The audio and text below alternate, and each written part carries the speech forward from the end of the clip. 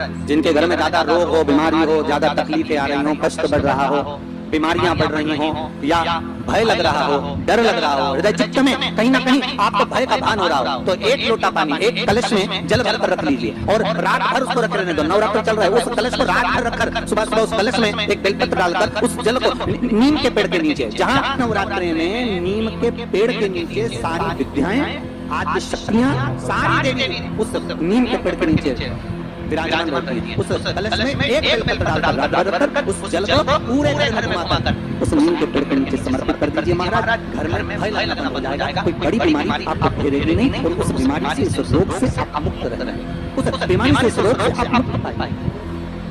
वो बीमारी कलश का माँ जगज्जननी की आराधना, जगदम्बा की उपासना नवरात्र में 9 दिन में से कोई एक दिन ऐसा ले लो जिस दिन कन्याओं का भोजन करा, साथ में उनको लाल चुनरी हो या कोई लाल वस्त्र, लाल पूजन की सामग्री उनको दो।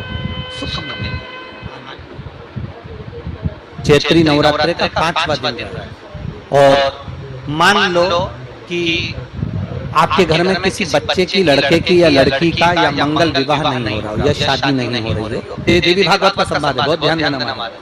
चाहे वो पौष का हो, अश्विन का हो, चैत्र का हो, आषाढ़ का हो, किसी भी नवरात्र में आप कर सकते हैं। एक पान के पत्ते पर, एक ही पत्ते पर जो 2 स्वस्तिक बनेंगे, एक हल्दी का बनेगा, एक सिंदूर का बनेगा।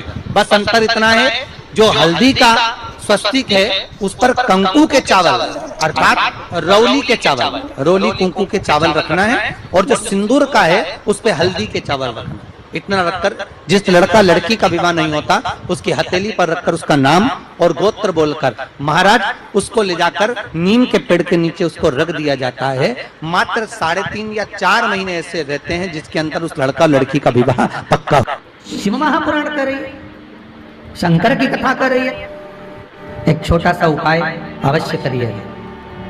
मान लो आपको लग रहा है कि आपके घर में पितृदोष है, आपको ऐसा महसूस होता है, तो किसी भी नवरात्रि के पहले जो अमावस्या पड़ती है, चावल की कटोरी में एक कपूर का टुकड़ा रख दीजिए, छोटा सा, और कपूर का टुकड़ा रखकर उस कपूर को दरवाजे के बाहर कटोरी में ही, चावल रखी हुई कटोरी में ही उसको पितरों का स्मरण कर कर जला दीजिए।